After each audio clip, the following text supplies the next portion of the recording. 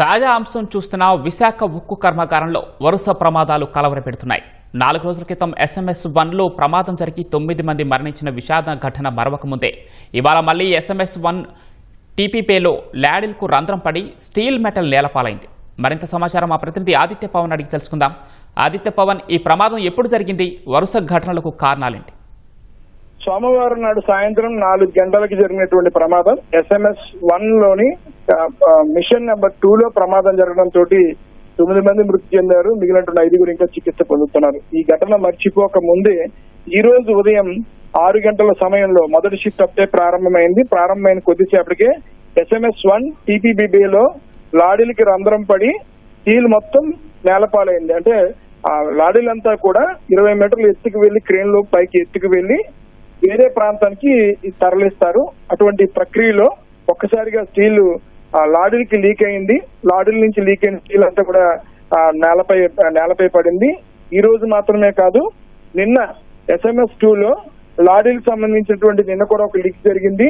Leak అయ్యి అక్కడి నుంచి కూడా నిన్న కూడా కొంత ఇలాంటి సంఘటన జరిగింది. ఇదే తరహా ఘటన సోమవారం నాడు సాయంకాలం జరిగింది. అది విస్ఫోటనమైంది. అంటే లాడీల లోపల ఉన్నటువంటి స్టీల్ ద్రవ ఉక్కు పదార్థం ఎందుకంటే దాన్ని ఏ రూపంలో కావాలంటే ఆ రూపంలో మార్చడం కోసం స్టీల్ ని బారులు గాను రకరకాలుగా మార్చడం కోసం ద్రవ రూపంలో తీసుకురావాలి. ద్రవ రూపంలో తీసుకురావడం కోసం మాంగనీస్ ఇతర లోహాలకి కొంత ఆక్సిజన్ ని కలుపుతారు. అలా కలపడం వల్ల ద్రవరూపం అవుతుంది. ద్రవరూపం అయినటువంటి ఆ మొత్తం స్టీల్ ని ఈ లాడీల ద్వారా తరలించి ఎక్కడ కావాలంటే అక్కడ దాన్ని స్టీల్ బార్లుగా తయారు చేస్తారు. ఆ ప్రక్రియ జరిగేటువంటి లాడీలు నిర్వహిస్తుంది. అటువంటి లాడీల్లో ద్రవ ఉక్కు పదార్థం 1500 సెంటీగ్రేడ్ నుంచి 2700 సెంటీగ్రేడ్ ఉష్ణోగ్రత ఉంటుంది. అటువంటి ఉష్ణోగ్రత ఉన్నటువంటి స్టీల్ అంతా కూడా సుమారుగా లాడీల్లో 60 టన్నుల నుంచి 150 టన్నుల వరకు కూడా ద్రవ ఉక్కు ఉంటుంది. అటువంటి లాడీలు లీక్ అవ్వడం, నేలపాలవడం ఈ ఉదయం జరిగింది. దీంతో కార్మికులంతా కూడా ఆవేదన చెందుతున్నారు. ఇప్పటికే 3-మెన్ కమిటీ, కేంద్రం ఏర్పాటు చేసినటువంటి 3 సభ్యుల కమిటీ విచారణ చేస్తోంది. బొకారో స్టీల్ ప్లాంట్ చెందినటువంటి MD నేతృత్వంలో ఈ 3 సభ్యుల కమిటీ స్టీల్ ప్లాంట్ లో విచారిస్తోంది. ఓ పక్క ఇంటర్నల్ సంబంధించినటువంటి ఎంక్వైరీ జరుగుతోంది. ఈ 2 జరుగుతున్నటువంటి సమయంలోనే నిన్న ప్రమాదం జరిగింది. ఈ రోజు ఉదయం కూడా ప్రమాదం జరిగింది. దీంతో కార్మికులు ఆవేదన చెందుతున్నారు. ఒక్కసారి స్టీల్ ప్లాంట్ లో ఉన్నటువంటి మొత్తం విభాగాలన్నీ కూడా నిర్వహణ పరమైన అంశాలన్నీ కూడా పర్యవేక్షించాలి. సేఫ్టీ పరమైన ఆడిట్ ని నిర్వహించాలి. మరొకసారి వీటన్నిటిని యొక్క మరామతులు, ఇతర అంశాల మీద దృష్టి పెట్టాలనేటువంటి ప్రధానమైన అంశాన్ని స్టీల్ ప్లాంట్ కార్మిక సంఘాలు, స్టీల్ ప్లాంట్ కార్మికులు కూడా వ్యక్తపరుస్తున్నారు. వారు చెప్తున్నటువంటి డిమాండ్ తగ్గట్టుగానే, వారు చేస్తున్నటువంటి నిరసన తగ్గట్టుగానే స్టీల్ ప్లాంట్ లో నిన్న ఇవాళ కూడా ప్రమాదాలు జరిగాయి.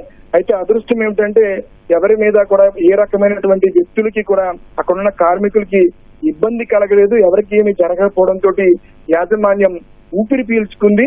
కానీ కార్మికులు మాత్రం తీవ్ర ఆవేదన వ్యక్తం చేస్తున్నారు.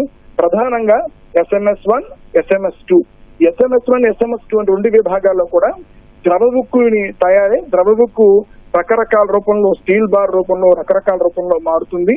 ప్రధానంగా మొత్తం ఇక్కడే ముడి పదార్థాలన్నీ కూడా కెమికల్ అయ్యి అక్కడే ఆక్సిజన్ ని నింపడంతో ద్రవ ఉక్కుగా మారుతుంది. ఆ ద్రవ ఉక్కుని లాడీలుగా క్రేన్ ద్వారా పైకి తీసుకువెళ్లి ఒక ప్రాంతం నుంచి మరొక ప్రాంతంలో ఉన్నటువంటి మిషన్ లో వేయడం ద్వారా స్టీల్ బయటికి మనకి కావలసిన రూపంలో, బారుల రూపంలో, రకరకాల పలకల రూపంలో బయటకు వస్తుంది. ఆ ప్రధానమైనటువంటి SMS-1, SMS-2లోనే ఈ ప్రమాదాలు జరుగుతున్నాయి. సోమవారం కూడా ముందు జరిగిన ప్రమాదం, 2 ప్రమాదాలు జరిగాయి. ఆ రోజున SMS-2లో ముందు ప్రమాదం జరిగింది, పేలుడు సంభవించింది. అయితే అప్పుడు పేలుడు తోటి కార్మికులకి సైరన్ ఇవ్వడం తోటి కార్మికులంతా కూడా చల్లాచెదురైపోయి బయటకు వచ్చేశారు. సరిగ్గా తిరిగి మళ్ళీ 4:25 నిమిషాలకి SMS-1లో విస్ఫోటనం జరిగింది. SMS-1లో విస్ఫోటనం జరగడం వల్ల ఆ ఒలికినటువంటి లాడీల్లో ఉన్నటువంటి ద్రవ ఉక్కు పదార్థం ఒలకిపోవడం వల్ల అక్కడ ఉన్నటువంటి 8 మంది కార్మికుల మీద పడి 8 మంది కార్మికులు అక్కడికట్లే మృతి చెందారు. ఈ 2 SMS-1, SMS-2లో కూడా లాడీలు రంధ్రాలు పడిపోవడం, ఎందుకంటే 32 నుంచి 32 లాడీల దాకా ఉంటాయనేటువంటి అంశాన్ని కూడా కార్మికులు చెప్తున్నారు, నిపుణులు చెప్తున్నారు. వాటి యొక్క నిర్వహణ ఎలా ఉంది, వాటి పరిస్థితి ఎలా ఉందనే విషయం మీద ఇప్పుడు పూర్తిగా స్టీల్ ప్లాంట్ దృష్టి పెట్టి వాటి నిర్వహణ మీద చర్యలు తీసుకోవాలన్నటువంటి అంశం మాత్రం కార్మికులు చెప్తున్నారు. ప్రస్తుతం అయితే ఈ సంఘటనలో ఈ రోజు ఉదయం జరిగినటువంటి సంఘటనలో కార్మికులు ఎవరికి కూడా ఏ రకమైన గాయాలు కాలేదు. ఆ విషయంతో కొంచెం యాజమాన్యం ఊపిరి పీల్చుకుంటోంది. సభ్య కమిటీ కూడా విచారణ కొనసాగిస్తోంది. రైట్, ధన్యవాదాలు ఆదిత్య పవన్.